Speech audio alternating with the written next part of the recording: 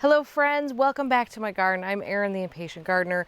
We are here in my southeastern Wisconsin Zone 5B garden, and this is the fourth or fifth in a series of really detailed garden tours that I'm doing, walking you through in detail sections of my garden. First of all, if you're new here, welcome. If you've been here before but you didn't know where I was, I apologize. I don't always mention where I'm at in the context of a video, but there's always more detail about my garden in the description of every video, including pretty much exactly where it is, how long I've been gardening here, things like that. So do check out the descriptions for more information if you're ever looking for that. But today we are getting into the shade garden. Ironic that the shade garden that we're going to start with is in the sun right now, but most shade gardens actually are in the sun for at least a portion of the day. And I'm excited to show you this area because this is one of the first parts of the garden that I really started working on, because it became clear to me that I better figure out how to garden in the shade because we have a lot of trees here. Much of what you'll see behind me was actually put in very willy-nilly early on in my gardening career here. Like many people, we bought a house and then I had a garden, and you know how that goes. You're a little house poor for a while. It's not like you have an unlimited budget to spend on your garden. So in addition to pass along plants that I got from friends and at plant sales, I also joined a plant co-op. Now I haven't seen a lot of these since then. This is 18 years ago probably. And they're a little harder to find, but what this plant co-op was somebody with a wholesale license who would buy plugs, and then we'd have to fill trays. Of course, plugs come usually in trays of 21 or 32 or whatever it is. The group would collectively fill trays. They would package up what you had ordered. We would all buy extra plants just to help fill trays, even if we didn't necessarily want that plant, because we wanted other people to get their plants, etc. It's a co-op. You work together. So many of these plants that I have in here actually came from that and were planted here probably 16 to 8, no, I would say even 18 years ago in the case of some of the hostas. Some of them I don't know the names of, some of them I do. And I've moved things around a little bit, but much of this has kind of come together in that fashion, which is relatively sort of unplanned. Like I said, there's been changes over the years, but let's get right into it. Let's talk shade. So in the last garden tour, we covered this area over here, which is what I call the hot border. And I consider this path, this is a new path that we did last fall and this spring. I'll link to some videos on it. I consider this sort of the dividing line into the shade garden. So the tree you see here is Acer japonicum. This is where I mess up the name. Aconitifolium. I believe it's called dancing peacock sometimes. What a story this tree has had. So I would say now it's, let's say, 10, 12 feet tall. It's got a big, you can kind of see it's got a big hole in the middle. That's just how it's grown. And I ordered this tree from an online place, and it came and it was beautiful. It was really the best experience I've ever had buying a tree from Whitman Farms. Anyway, shortly after this plant went in the ground, it got totally demolished by the trunk. It sustained a ton of damage from rabbits early on in its life. And it came back from that, and it has sort of filled in this area, which, you know, there's spruces all the way up here. So it's just kind of filled in this hole. We have pruned some spruce branches a little bit. So when we did this path, again, there is a video on specifically on the plants on this path. I really went with kind of a mixed look here. I didn't want anything too formal. We're out of the formal. There is no real formal part of this garden, but we're definitely, there's less formality here than there is in most places. So some of the plants that you see here, well, first of all, I'll just start up at the top here. And we're going back and forth from sun to shade here, so my apologies. Cislaria autumnalis, again, which likes sun and gets, when we get up to the top here, more sun up here, even though currently in shade. I know, hard to get a grasp on the lighting, but trust me. It's much easier for me to shoot this from this angle so that you don't see my shadow in it. So big leafy item here, which goes all along our little creek here. This is Ligularia desdemona. Loves water, reseeds very easily from these, what I believe are fairly unattractive flowers on it. So you will get a lot of seedlings from this, which is exactly what I want to happen along this part of the creek here. little eaten up at this time of the year. I don't know, you know, if that's hail or rain damage or bugs. And quite almost a purpley type leaf.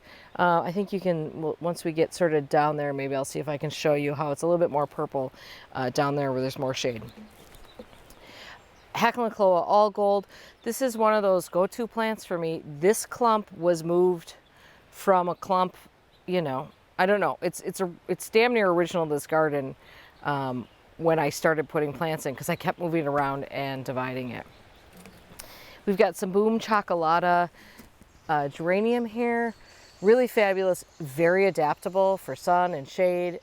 Really does a great job. Beautiful blue flowers on it. The foliage is fab though, especially with the Hacklencloa all gold. It works really well. We've got a nice gold hosta in here. And then through here, I've got some Astilbe Dark Side of the Moon. We're just kind of trying it out here. It might be a touch dry for it, but I put some in to see how it would do. And then the white flowers that you see sticking up through here are the flowers of one of the only heucheras I even bother with anymore, which is Autumn Bride. It's Heuchera villosa Autumn Bride, and it is flowering at this time of the year. And these flowers really are beautiful, nice, tall stems, and makes it through our winter without heaving, without complaint. I mean, it works, and I don't have to think about it too much. So this is Stachys officinalis humolo. My preference on these is to let the spent flowers stand. I feel like they're prettier than when it's chopped off, and there's some interest and texture there.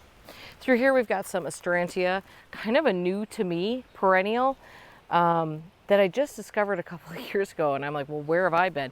Here's some new flowers on it actually, shooting, I think it's called Sparkling Stars.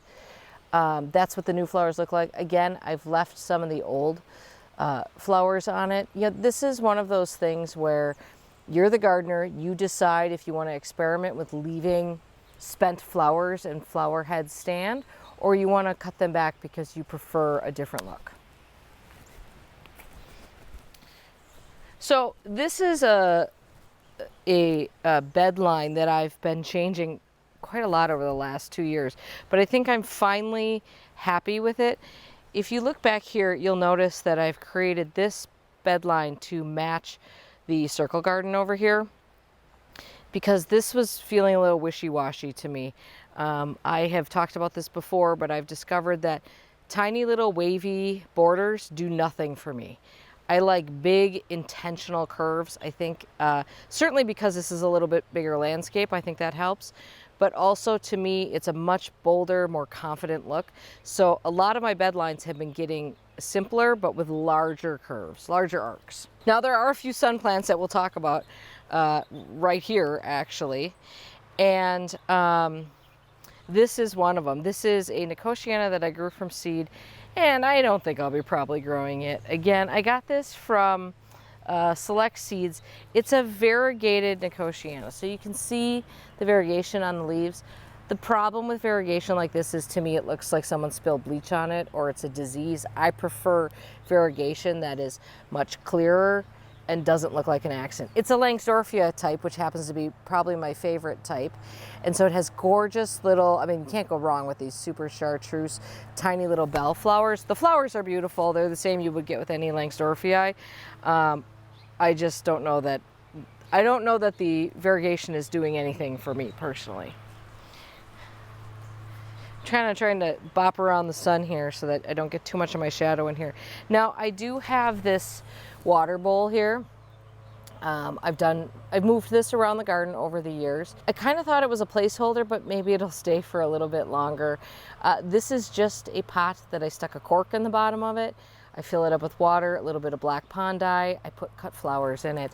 They do this. I think it's pretty. It brings me joy. It does not bring me too many mosquitoes, as long as I top it off with water a little bit every day, or throw in some mosquito bits, which is just like BT basically.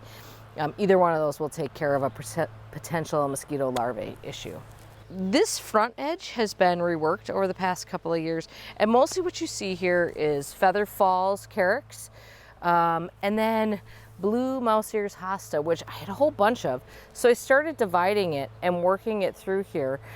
and the feather falls is getting kind of big, but I like the idea, and I'm going to keep working on sort of encouraging this blue mouse ears to do its thing through here. There is some lamium, lamium ghost, which I stuck in here to kind of fill things in for this year.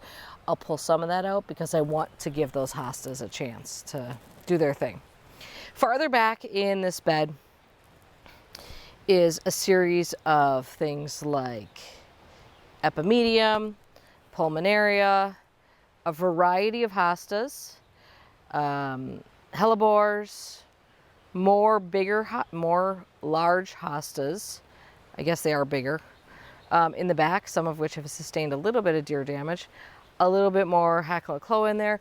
Really a tapestry here of plants that all are kind of blending together to create, I mean, for me, shade gardens really have to be about texture because there isn't as much color involved in them. We've got some beautiful Japanese painted fern in there.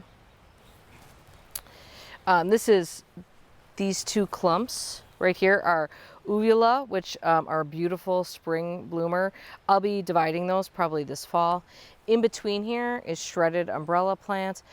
If you can find this plant, it's so fun. It's such a good texture. I don't care, the flowers don't matter, but the leaves are absolutely primo. Many of you will recognize this plant in the back here because it is a beloved, rightfully so, plant for the shade, and that is Aurelia Sun King, bright chartreuse accent in a shade border. If given enough moisture, can get very large. My sister-in-law has one that's probably 6 feet wide and 5 feet tall. This one is half that size. And then here we have toad lily and tricertis. And toad lilies are really special. Again, this is another one of those plants that is one of the very last things to bloom in the garden, and it looks like orchids when it blooms. It looks just like you have an orchid in your garden, and it's spectacular. So you might notice that there are some bare spots back there. I mean, I'm hoping you can see this through the shade, and this is areas where I've sort of beaten back the ostrich ferns. These ostrich ferns have spread over here. Ostrich ferns are beautiful, but they are aggressive. So I've been trying to beat those back, and it's a little bit problematic to grow something right there because there's a lot of root competition. But I would like some of these things to have a chance to spread in there. And they will never have that if those ostrich ferns are there. Plus, ostrich ferns tend to create a dense wall, and then they flop and they don't look so great later in the season. Now, I will say this, we have a huge lily of the valley problem running through here. I mean, all this is lily of the valley. I have sort of decided that I will manage these issues as I feel able to do it. This part in particular is quite dense with lily of the valley. And I've just sort of decided that I will do the best I can with it. Lily of the valley is very hard to get rid of. You got to dig, you have to get every little pip out. It's a pain in the butt. So I sort of take it in patches where I can manage it.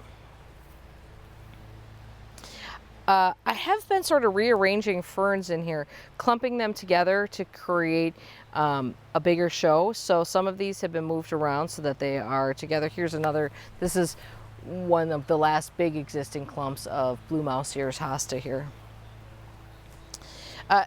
Interestingly, here's a brunnera and here's a brunnera, neither one of which were evergreen. In both cases, this was Jack Frost and it reverted. So be aware, in my experience, they absolutely do revert. Some cute little hostas through here. I need to take care of those flowers on there. I don't like spent flowers on hostas. And then we've got some maidenhair ferns in here that were here when we moved in, and they're so beautiful. They're just gorgeous. Now there are hardy maidenhair ferns and non-hardy ones, and I tell you what, sometimes it's hard to figure out which is which, but these are plenty hardy.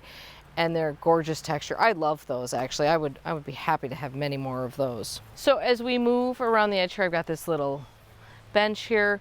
This area I did clear out some of the lady's mantle, and I also moved some of one of my favorite ground covers, this is Canadian ginger. This is native here. It is a wonderful ground cover. And you can kind of see what it does. It's a little floppy here because we disturbed this patch when we were moving it around. But let me tell you one of the best things about that plant. Here's my little Canadian ginger tip.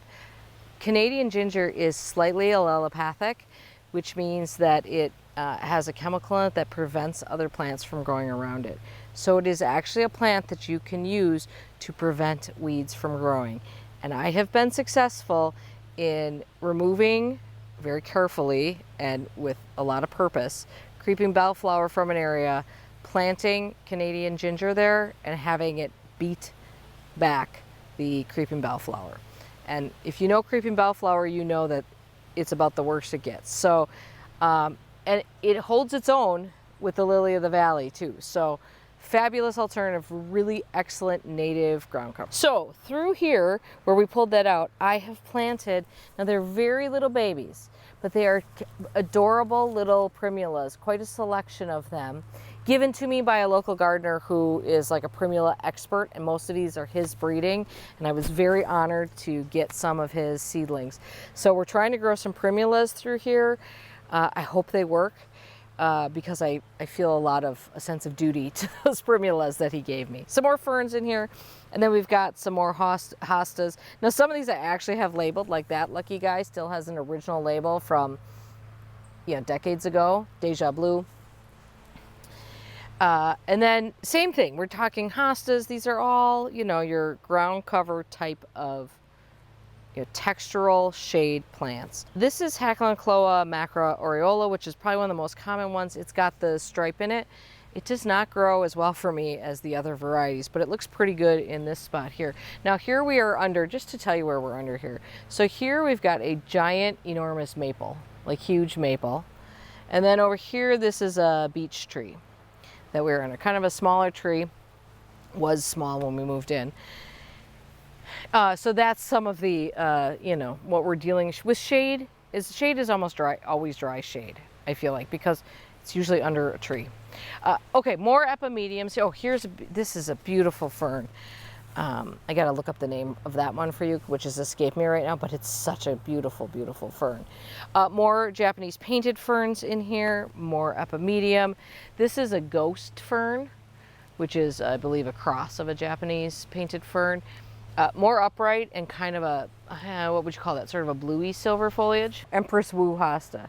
It is smaller than many of these hostas, and that's simply because if you want Empress Wu to get huge, you gotta water it. It's at the base of a tree. It obviously is fighting for water, so just know that. You can't just buy an Empress Wu and pop it anywhere and expect it to get enormous unless you really give it some water. Pulmonaria, right here, beautiful variegated, not pulmonaria, Palomium, which is Solomon's seal. More hostas through here. You're getting the idea here. We are playing with the main plants that you might find in a shade garden. So let me back you up here a little bit so you can get a view of where we're heading next here. So that was sort of what you just saw there, was sort of the original shade garden. Now the rest of this is all basically 2020. And over here, first of all, I'm just going to say that I know that you're seeing a lot of the same plants here. I think when we're thinking about texture, as I am in this garden, that's, you know, that works. So lots of this Autumn Bride Villosa, it works for me. I think it's a good texture. I think it works particularly well with this Hacklencloa. Interesting note about this stand of Hacklencloa and this stand of Hacklencloa over here. This is all aureola. You can see it right here. Many of them are reverting to Hacklencloa macra. So you can actually see very easily the difference right here. So these shorter ones in front are aureola, and back there is where it's reverting to Hacklencloa macra. I am allowing it to do that because I happen to love Hacklencloa macra. It might be my favorite one. I'm allowing those to do what they're going to do here and kind of just watch this. Anyway, again, you know, we have movement here. Movement is so important, especially in these areas where there's less color.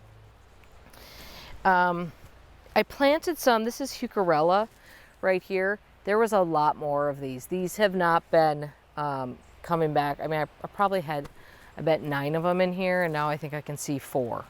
So they've not been coming back for me super well, which is unfortunate. I was hoping the Heucherella would do a little bit better than a Heuchera. Geranium macrorrhizum, you know that I have that basically everywhere. It grows everywhere. Now, through this area is basically, for the most part, 3 plants with the exception of this pulmonaria that we'll talk about in a second. An astilbe, which is Chinensis visions. A carex, which is Carex blue zinger. We've got some Hacklencloa allgold coming through the back there. And a few of, and a handful of Acteas here, which I wouldn't say are particularly successful here. Now, this part of the garden usually is pretty wet because we're on the downhill slide here. So if we get rain, everything comes off the driveway and comes through here. So normally this is pretty wet. We just don't have rain this year, so not so much. This pulmonaria is a favorite. This is Diane Claire. There are 3 clumped together here, and I'm hoping I can get in there and start dividing these because I'd like a few more clumps of these throughout this area. And it's just a great pulmonaria and a nice little spot of brightness on this corner as we go around the turn here. A quick note on this blue zinger carex. It's been found to be pretty aggressive in some areas, so you should check your area before you plant this. I've talked to several people here, including Roy Diblick, about it, and basically their advice was should not be a problem here if it's in shade, and it is not really a problem. I mean, you can see it's obviously filled in, and I love the look of it filled in, but it's not creeping into my paths or anything like that. So on this side of the path, I mostly just repeated what was going on the other side. So we've got Geranium macrorrhizum. We've got some astilbes. You can see these are getting a little crunchy.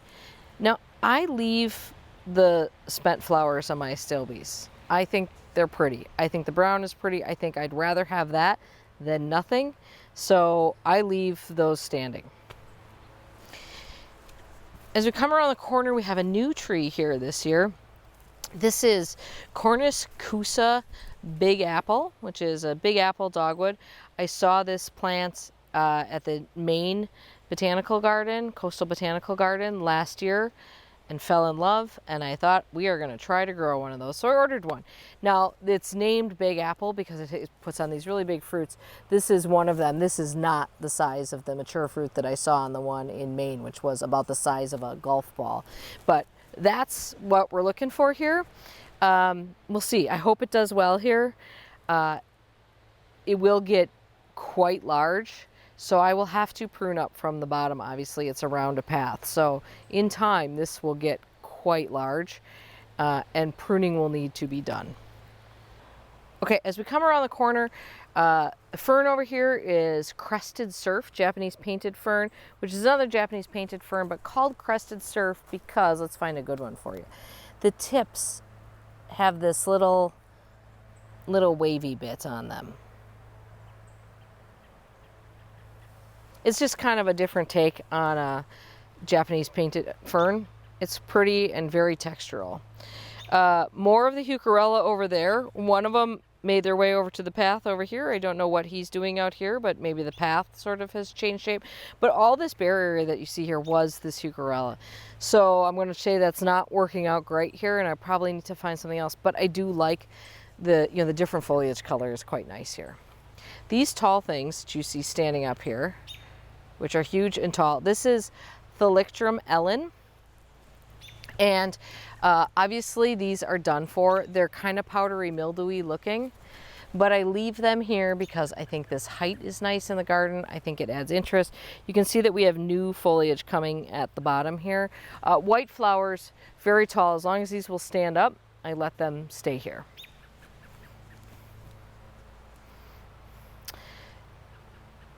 This is Persicaria golden arrow, and it is getting smaller rather than getting bigger. More moisture is needed here, and I believe that's the problem over here. Last year this was a huge, big, nice stand. This is a little bit of feverfew. This is like a double ball feverfew that I grew from seed, and now it's reseeding here. So cute little powder puff accent there. Got like a geranium I just stuck in there. That's Tiny Monster stuck in there, just planted, I don't know, weeks ago. This side of the path, this is Pygnanthemum muticum.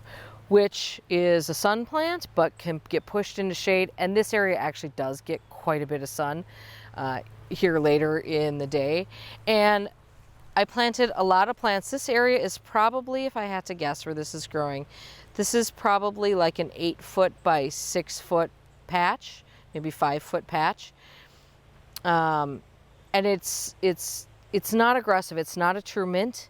It will not take over everything. It does need some room to move, but it is such a phenomenal plant. Now, I've let this, fortunately, this is an area where these are allowed to sort of flop a little bit and be natural, and it all feels good to me. I like all that.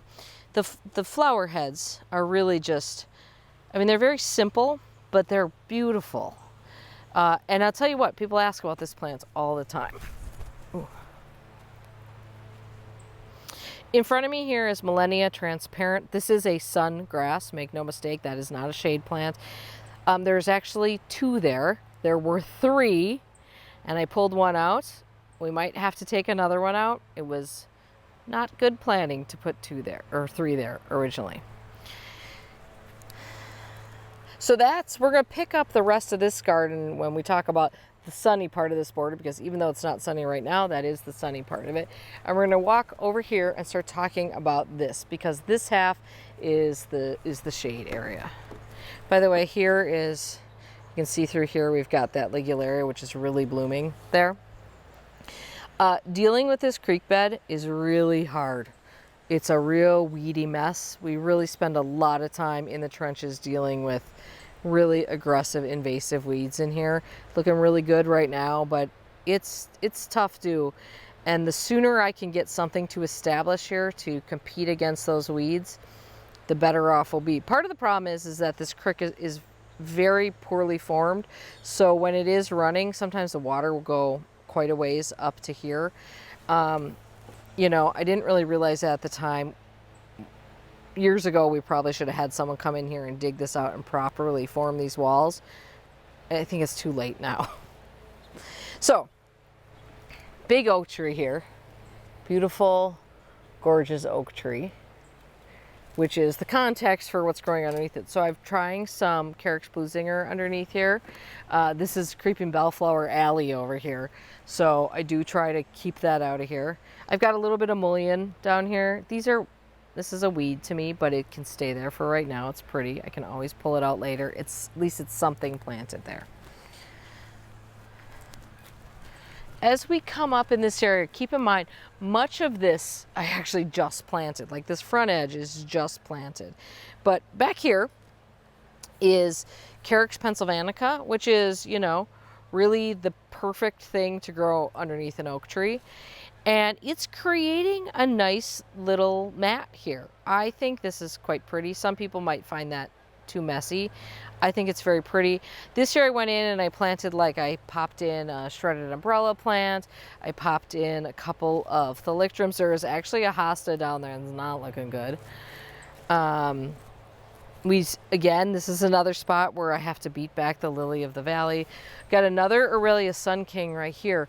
Significantly smaller than the other one, which is 100% because of water. Oh, here this little thalictrum is blooming, which is so pretty through here. And, you know, the goal here is to keep getting these grasses to spread, because this is such an enormous area and it's never going to be viewed from inside of it. It's going to be viewed from a distance. No one's going to stroll down the hill into that garden. So we want to fill this up with interesting texture seen from a distance. I did transplant in, this is a weed. I did transplant in some of that Canadian ginger. It's real sad looking, but I think it'll take hold. We knew it would look kind of sad for a while there, but I think it will take hold here.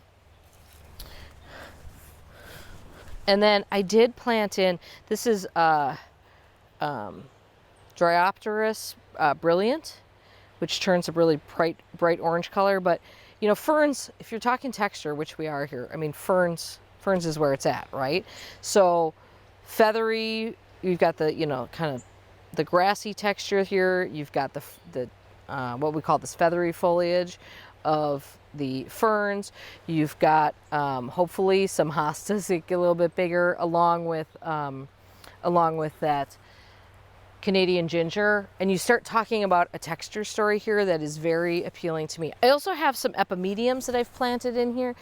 Epimediums are great for dry shade. They need moisture to establish, and they take some time to establish.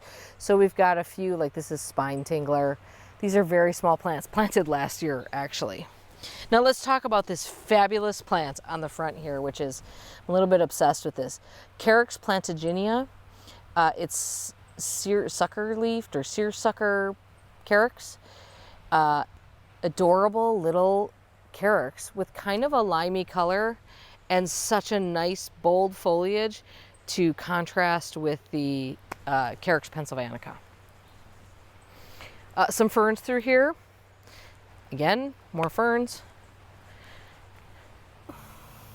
Here is Pachysandra percumsin.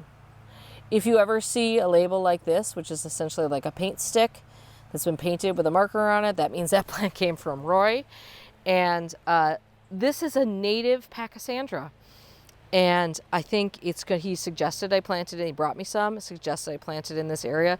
And I think it's going to be fabulous here. I'm very excited about that texture contrast in there. So the broadleaf that you see through here is all comfrey.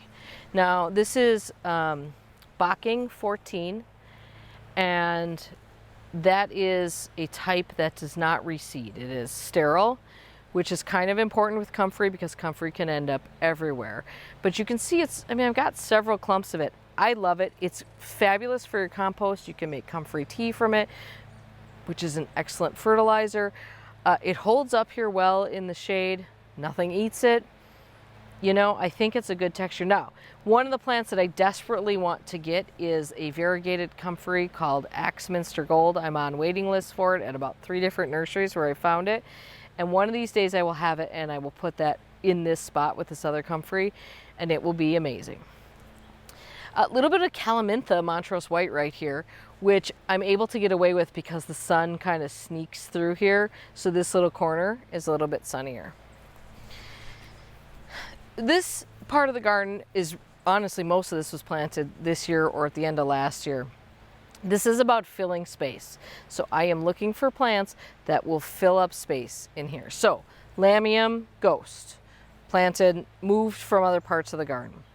Another epimedium. Some toad lilies are what you see sort of sticking up here. That will provide us some beautiful vertical accent because, of course, you can see this garden's getting a little flat.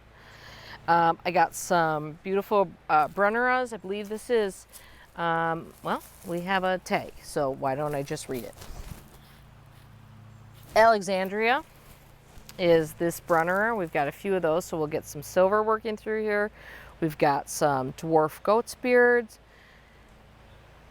which I moved from other places. Mostly I bought a couple of new ones, but I moved from other places. You know, I tell you what, I've got some hostas in here, and they are real hard to grow because the deer really want to get over here.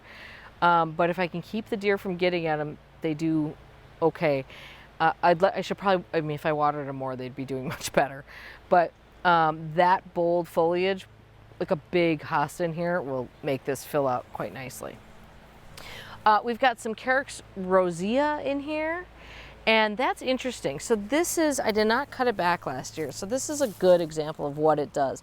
So last year's foliage has basically flopped to the ground, and this is new growth coming up here. Nice and fresh looking. I'm quite happy with that situation. Some more of those brilliant ferns in here. Lots more of this goat's beard through here. Down here, I just, like the other day, planted some Chasmanthium down here, which is a plant that I hadn't grown before, and I can't fathom why. So I'm hoping that takes off, and I actually might buy more of that if I can find some more. And then this Carex that's down here is Carex divulsa. I actually have to look up the properties of that because I can't really figure out why I put it down here, other than maybe it was one of the few Carexes I could actually get this year. It's because everyone's into Carex now, it's getting more difficult to find Carex. I see so much promise in this part of the garden I also see a lot of work, which is why this is one of those areas where it would be better if I could go out and buy a whole bunch of plants and get a bunch of stuff established in here, because the more plants you have, the fewer weeds I'm going to have to deal with, because this whole empty area down here will be another weedy disaster come next spring. In part because when we get the spring rain and the creek overflows, it brings with it all kinds of weed seeds. So that whole bank fills up with terrible aggressive things that have floated down the creek. And I don't mind filling areas in with plants that are not permanent, just so that a weed doesn't take over. And I'll show you one of those in a second here. Geranium macrorrhizum growing through here. I don't think you guys need me to talk about that plant anymore. This is one of those plants actually that I will use and then move it out of here if I find something else I want there. So I stuck this planter over here because clearly this area needed something. I mean, I'm all here for texture and a kind of muted color story, which kind of comes with gardening in the shade to a certain extent. But at some point you need some damn color. So that is how this ended up here. And actually, this is a pot that I move around all the time. This is an old fire bowl. I drilled a bunch of holes in it, put it on stand. I just move it around the garden where I need something. And I have to say, I like it so much that I am kind of thinking about getting like a series of 3, this might be one of them, and then 2 more planters to create in this area some color, because I walk by this corner all the time. This is my main route through this path over to the vegetable garden. I probably go that way, you know, multiple times a day usually, and I do like some color, obviously. So I don't know, I mean, I just think it's kind of a nice opportunity to have some fun with some shade planters. The only thing that prevents me a little bit from doing that is that this is not easily accessible with a hose, so the watering situation's a bit of a bummer. Anyway, funny story with this planter. I wanted to grow just caladiums in here. Caladiums are beautiful shade plants, but I ordered caladiums and they came as bulbs, and they came in about maybe the 3rd week in May, which means it was too late to start them inside and too early to plant them outside, because they are very fussy about temperature and they take a while to get going. So I ended up waiting until about the 2nd week in June, when it was finally warm enough to plant them directly into this planter, and then nothing happened. So a couple weeks ago when I had a garden event here, 2 weeks or so before that, I'm like, well, we have to put something in this planter. There was no sign of anything. So I got some sun patiens and these beautiful ferns. I will replant the ferns into the ground this fall. And now the caladium's coming up, and actually it looks great.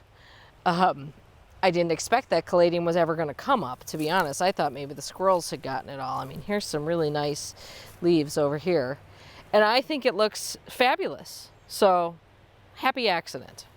In fact, I would do that planter planned out that way, because I think it looks that good. By the way, this is where I planted some of those spring ephemeral bulbs. If you saw that video, of course they're ephemeral, so they're under here, like somewhere. I actually think like, so hopefully this will fill in with spring ephemerals a little bit, but I actually think, you know, if I could find maybe 2 more planters that are sort of that same shape popped up through here, maybe at different heights, that could be very pretty. Speaking of plants that I put somewhere to make sure a weed doesn't grow, sweet woodruff is one of them. And sometimes I wonder if I just planted more weeds, because sweet woodruff is a beautiful ground cover, but like many ground covers, it can go nuts. Fortunately, it's very easy to get rid of. It's shallow rooted, so you can dig it out pretty easy. The worst thing about it is that it gets these little mini, I mean, their flower heads are these little sticky things. This is how it moves around, right? And I'll tell you what, if you have a dog, they will stick all over your dog. Okay, so let's just move down this corner, because I don't think I talked about this corner here, and we're coming back to the path now. So this is Scottish lovage, a fabulous, great textured plant, really nice. I've got some more carex in here. We've obviously have the sweet woodruff working through here, which is, you know, I've been pulling it out as I need to. A little bit of that autumn bride heuchera, some more beautiful pulmonaria here. This is another carex, another wide carex, and looks good in here. It looks really good. And then we've got some galenia in here. Here's two of them right here, and there's another one down here. This is, oh boy, this is Bowman's root, and beautiful white flowers on it. And down here I have, there's a kind of sad purple flame iris down here, which doesn't flower super well here in the shade, but it does offer some nice strappy foliage. Especially when you look down this way, you can see there's a lot of room for more plants here, and a lot of room to do some really beautiful things. I appreciate shade gardens the more I garden. There's something very interesting about them. It's a special kind of challenge to find the right plant for the right place, and your palette is a little bit limited, which is sometimes actually really helpful to have a few restraints. So this is probably the area that I will, when I think about like plans for next year, this is probably the area that I will focus on. Again, it eats up plants. I actually thought I was going to have this all filled up this year, and again, I didn't get nearly enough plants. It just consumes plants. It's such a big area, but I'm hoping this will, you know, this will fill in here soon. I am trying to be a little bit better about watering over here, because clearly all these plants, they'll get going, but if you're in a drought year and under a bunch of trees, you got to give them some help, right? Okay, I really hope, particularly with this video, that you found something helpful in here, because I know that so many of us garden in dry shade, and I know that there are unique challenges to that. So I hope you saw some plants that might help you along the way, or some plants to add to your sort of shade portfolio. Shade can be more than, I mean, obviously I rely a lot on hostas, but shade can be more than hostas. And hostas are problematic if you have deer, certainly, or you have slugs. I mean, there are other plants we can be looking at, and I hope you saw some things that might help you along the way. And I'm sure you noticed that this is a part of the garden that is a little bit more under construction than other parts of the garden, and I think it's important to show you those as well, because certainly not everything is done here. All right, thank you for watching. Thanks for all your great feedback on these garden tour videos. I will link all the other videos that we've done as part of this series in the description below. So if you've missed anything, feel free to check those out. And there's at least one more coming, maybe two, but at least one more.